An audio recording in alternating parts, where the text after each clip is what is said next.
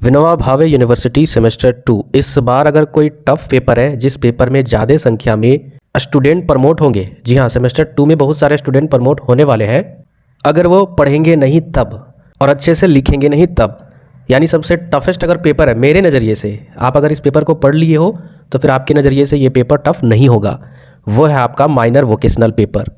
इससे पहले सेमेस्टर 1 का अगर टफ पेपर देखा जाए तो SEC पेपर था, स्किल इन्हेंसमेंट कोर्स वाला पेपर। क्यों?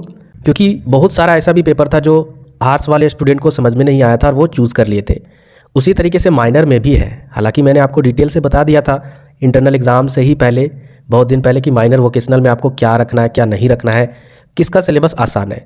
तो आज की वीडियो में हम लोग यहाँ पर एग्ज़ाम पैटर्न देखेंगे इसके, और साथ ही साथ कुछ माइनर वोकेशनल पेपर का हम लोग इंग्लिश में ये सिलेबस है लेकिन उसका हिंदी देखेंगे अनुवाद, कि वाकई में क्या क्या टॉपिक पढ़ना है। क्योंकि इसके अकॉर्डिंग भी बहुत सारे पेपर का गेस्ट पेपर नहीं है, और जब गेस्ट पेपर नहीं अवेलेबल है तो कम से कम अगर आप टॉपिक भी कहीं यूट्यूब से या गूगल से किसी तरीके से सर्च करके अगर देखे रहोगे, पढ़े रहोगे, तो इतना उम्मीद रख सकते हो कि हाँ कुछ लिख सकते हो एग्ज़ाम में। और अगर कुछ लिखोगे, खाली छोड़कर नहीं आओगे, साफ़ सुथरा लिखोगे, प्रमोट नहीं करोगे, मार्क्स भी अच्छा आएगा।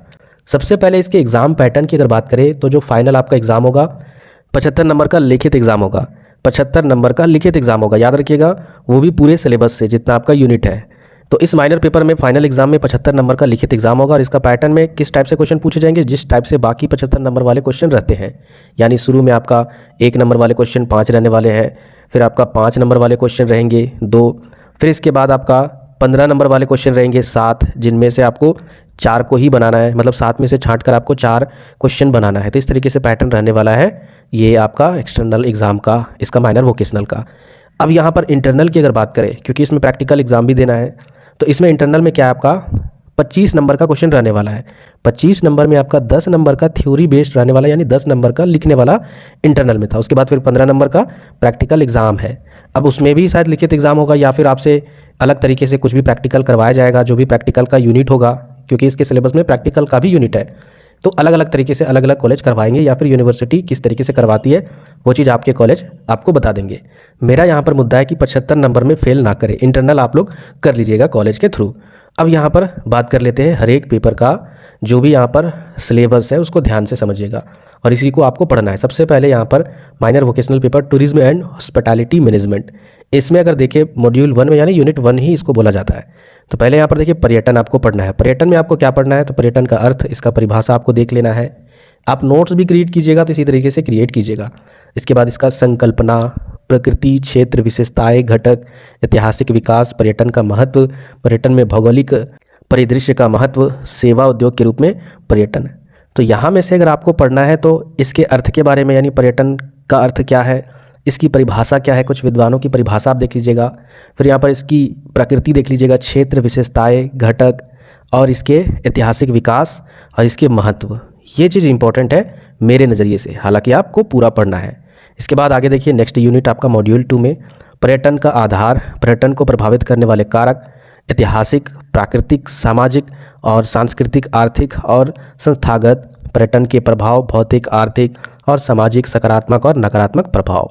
तो यहाँ पर पर्यटन के आधार से क्वेश्चन रहने वाले, जैसे कि पर्यटन को प्रभावित करने वाले कौन कौन से कारक है, ऐतिहासिक कारक, प्राकृतिक कारक, सामाजिक, सांस्कृतिक, आर्थिक, और भी यहाँ पर बहुत सारी चीज़ें हैं, इसको भी सर्च करके आपको समझ लेना है।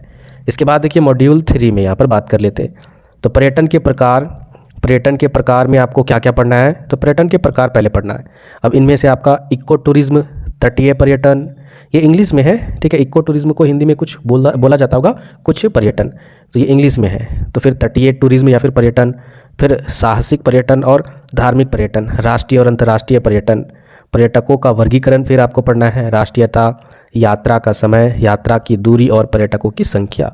तो यहाँ पर अगर देखा जाए तो इसके प्रकार में इको टूरिज्म, तटीय टूरिज्म, साहसी टूरिज्म, ठीक है, धार्मिक पर्यटन और राष्ट्रीय और अंतर्राष्ट्रीय पर्यटन देख लेना है। इसके अंडर में आप पर्यटन का वर्गीकरण भी देख सकते हो सर्च करके, बस इससे ज़्यादा इसमें आपको नहीं पढ़ना है। फिर मॉड्यूल 4 में पर्यटन स्थल की अवधारणा, पर्यटन स्थल की अवधारणा यानी कंसेप्ट, जैसे कि पर्यटन स्थल के रूप में तीर्थ स्थल एवं धार्मिक स्थल, पर्यटन एवं पर्यावरण, पर्यटन का वैश्विक प्रभाव क्या है, जलवायु परिवर्तन, सतत पर्यटन की अवधारणा, ये सारा कुछ आपको देखना है, यानी मेन इंपॉर्टेंट पॉइंट्स आपको देख लेना है। इसके बाद हम लोग आते हैं ऑर्गेनिक फार्मिंग। अच्छा, वीडियो में मैं ये भी बताऊंगा सबसे सिंपल माइनर पेपर का जो सिलेबस है वो कौन है, क्योंकि ये चीज़ मैंने आपको पहले भी बता दिया था और बहुत सारे स्टूडेंट अगर उस पेपर को रखे होंगे तो बहुत गुड न्यूज़ है उनके लिए। ऑर्गेनिक फार्मिंग यानी ये आपका एग्रीकल्चर यानी कृषि से रिलेटेड है, तो इसमें आपको जैविक खेती के बारे में आपको परिभाषा लिखना है, आवश्यकता, दायरा, सिद्धांत, विशेषताएं, आधुनिक कृषि से प्रासंगिकता, तो ये पूरा आपको समझना होगा। फिर यहाँ पर देखिए विभिन्न पर्यावरण अनुकूल कृषि प्रणालियाँ, यानी अलग अलग पर्यावरण के अनुकूल कृषि प्रणालियाँ क्या क्या है, जैसे कि जैविक खेती, प्राकृतिक खेती, पुनर्योजी कृषि, परमाकल्चर वगैरह यहाँ पर आप देख लीजिएगा, बायो डायनेमिक खेती। तीसरे नंबर पर देखिए झारखंड और भारत के अन्य राज्यों में जैविक खेती की प्रासंगिकता तथा वैश्विक कृषि और भविष्य की संभावनाएं, लाभ, बाधाएं, ये चीज़ आपको पढ़ना है, यहाँ नहीं छोड़ना है, यहाँ पर सभी इंपॉर्टेंट है। केंद्र और राज्य सरकारों, गैर सरकारी संगठनों और अन्य संगठनों द्वारा की गई पहल। आगे देखिए नेक्स्ट आपका भारत में जैविक कृषि को बढ़ावा देना। फिर दूसरे नंबर पर जैविक पोषक स्रोत और उनका सुदृढ़ीकरण, जैविक खाद और खाद बनाने की विधियाँ। इसके बाद तीसरे नंबर पर हरी खाद, जैव उर्वरक प्रकार, इसके प्रकार आपको देखना है। फिर अनुप्रयोग विधियाँ, लाभ एवं सीमाएं, इसका देखना है। मॉड्यूल 3 की अगर बात करें, जैविक खेती में पोषक तत्वों का उपयोग, दायरा और सीमाएं, जैविक खेती में पोषक तत्व प्रबंधन, फिर जैविक पारिस्थितिकी तंत्र और उनकी अवधारणाएं। फिर आगे देखिए जैविक खेती में फसलों और किस्मों का चयन, फसल चक्र की आवश्यकता और लाभ, फिर बहुफसलीकरण, तो ये चीज़ आपको पढ़ना है। फिर मॉड्यूल 4, ये बहुत ज़्यादा सिलेबस इनका लंबा है। जैविक उत्पादन पद्धति के अंतर्गत कीट, रोग एवं खरपतवार प्रबंधन के मूल सिद्धांत, रोग प्रबंधन, सांस्कृतिक जैविक विधियाँ, गैर रासायनिक कीट और वनस्पतिक पाइरेथ्रम, नीम के बीज की गिरी का अर्क, नीम के बीज का पाउडर, फिर घुलनशील नीम सूत्रीकरण, नीम का तेल। इसके अलावा जैविक उत्पादन के लिए एनपीओपी, अन्य एजेंसियों की परिचालन संरचना। इसी तरीके से मॉड्यूल 5 में अगर देखें तो जैविक उत्पादों के लिए निरीक्षण, प्रमाणन, इसके बाद लेबलिंग और मान्यता प्रक्रिया, फिर प्रसंस्करण, आर्थिक विचार और व्यवहार्यता। इसके बाद जैविक उत्पादों का विपणन एवं निर्यात क्षमता, राष्ट्रीय अर्थव्यवस्था। अगर देखा जाए सबसे लॉन्ग सिलेबस यही पेपर का है, ठीक है, तो इसको अभी से ही स्टार्ट कर दीजिए पढ़ना, मोस्ट इंपॉर्टेंट रहने वाला है। फिर आगे बढ़ते हैं टेक्सटाइल डिज़ाइन एंड टेलरिंग। तो पहले मॉड्यूल में क्या आपका भारतीय कला, तो जैसे कि ईसा पूर्व सिंधु घाटी कला, दफन कला और अन्य अनुष्ठान, लौह युग और वैदिक कला, रूप विभिन्न, ठीक है, रूप विभिन्न धार्मिक ग्रंथों का विशेष उल्लेख, मौर्य कला, स्तूप, चैत्य और विहार, बौद्ध धर्म का प्रभाव, मध्य साम्राज्य और सातवाहन कला। देखा जाए तो इसमें कला के बारे में बताया गया है पहले यूनिट में, और वो भी ऐतिहासिक कला। मॉड्यूल 2 में देखिए भारतीय कला के बारे में बोला गया, जैसे कि गुप्त काल भारतीय कला का स्वर्ण युग है, फिर मथुरा और गांधार कला का स्कूल, इस्लामी कला, सल्तनत और मुग़ल स्कूल, चित्रकारी, पहाड़ी और राजस्थानीय स्कूल, फिर ब्रिटिश भारतीय कला।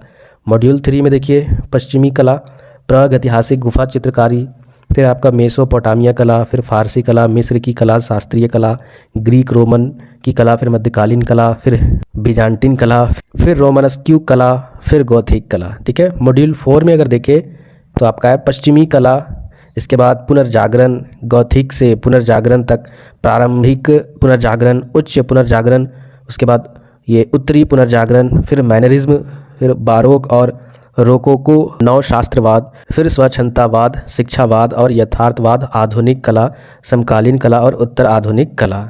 यहाँ पर तो मुझे कुछ समझ में नहीं आ रहा ये है क्या, क्योंकि हिस्ट्री तो मैंने अच्छे तरीके से पढ़ी है, आप देख लीजिएगा इसे, ठीक है। इसके बाद आते हैं ब्यूटी एंड वेलनेस वाले में। तो मॉड्यूल 1 में क्या पढ़ना है, मानव शरीर का परिचय, यानी मानव बॉडी के बारे में आपको देखना है, परिचय के बारे में, मानव शरीर से संबंधित शारीरिक रचना और शारीरिक क्रिया विज्ञान। फिर मॉड्यूल 2 में आपको त्वचा पढ़ना है। पहला में मानव शरीर के परिचय बारे में पढ़ना है, फिर इसमें त्वचा।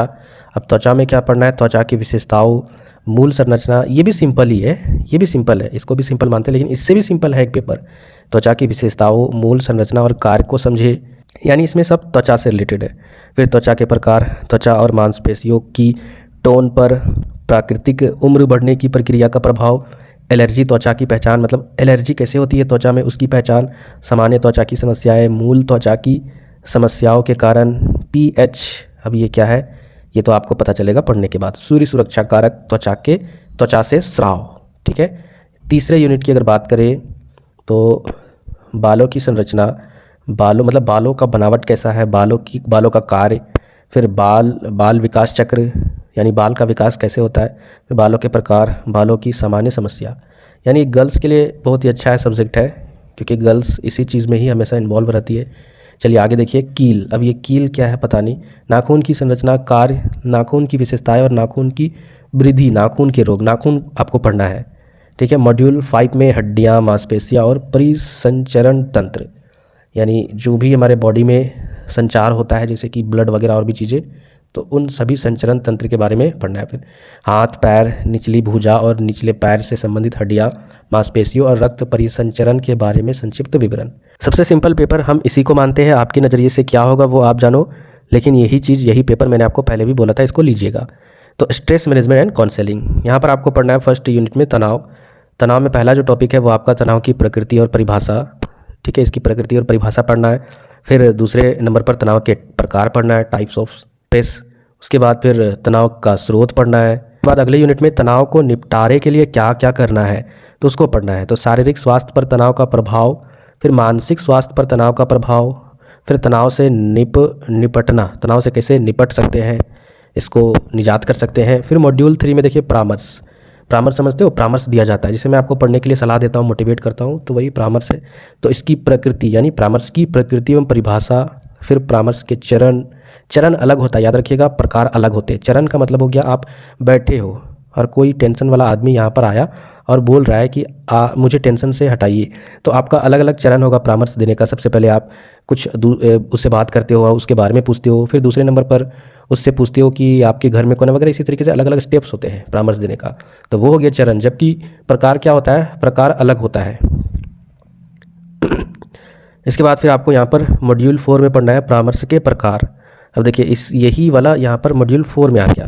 तो इसमें कौन कौन से प्रकार पढ़ने हैं वो यहाँ पर दी गई है। जैसे कि पहला चाइल्ड से रिलेटेड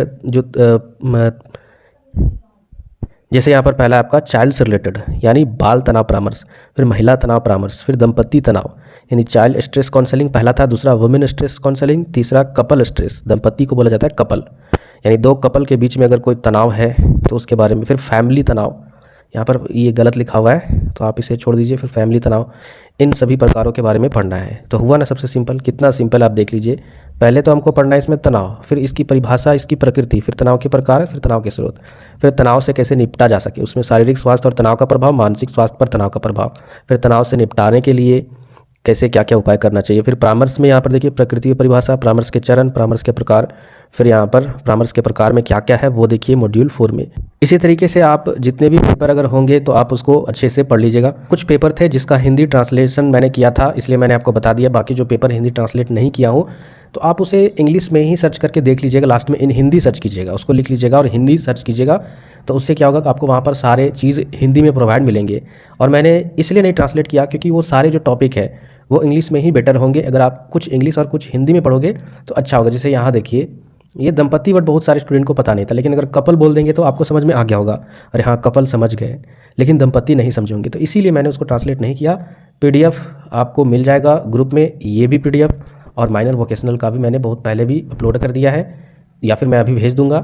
तो उस हिसाब से आप देख सकते हो सिलेबस को और सर्च करके पढ़िए, क्योंकि ये टफ़ आपका पेपर होने वाला है माइनर वोकेशनल का। इसके अलावा SEC पेपर जिनका टफ़ पेपर होगा, समझ रहे हो ना, टफ़ पेपर मतलब आपके अकॉर्डिंग अगर आपको समझ में नहीं आता वो पेपर के जो टॉपिक है, सिलेबस है, तो आपके लिए टफ होगा, तो उसको भी पढ़िए। बाकी मैं लिखने का तरीका बता दूंगा एग्जाम में कैसे लिखना है। 100 to 100% उस चीज़ को अगर फॉलो करोगे तो ज़िंदगी में प्रमोट नहीं होगे। ठीक है, बहुत सारे स्टूडेंट का मैंने इंटरव्यू लिया है, उनसे बात की है और उनसे पूछा है कि वाकई में आप पास कैसे हुए बता सकते हो। बहुत ही कम नंबरों से उन्होंने पास किया है। तो उनसे पूछा गया तो वो बताया कि सर हमने तो पढ़ा नहीं कुछ यूनिट, लेकिन आप जो चीज़ बताए थे वो चीज़ हमने फॉलो किया। ठीक है, तो कौन कौन सी बातों को हमने बताया था सेमेस्टर 1 में, यहाँ पर नए तरीके से भी बताएंगे। कैसे लिखना है एग्जाम में वो अलग तरीके से बताएंगे इस बार, ताकि आप लोग प्रमोट ना करो। नए व्यूअर सब्सक्राइब जरूर कीजिएगा और शेयर इसको कर दीजिएगा सारे ग्रुप में, ताकि पता चल जाए कि किस तरीके से माइनर पेपर में भी एग्जाम पैटर्न वगैरह हर चीज़ होती है, सिलेबस वगैरह, जिनका भी यहाँ पर पेपर होगा। मिलते हैं फिर नेक्स्ट वीडियो में।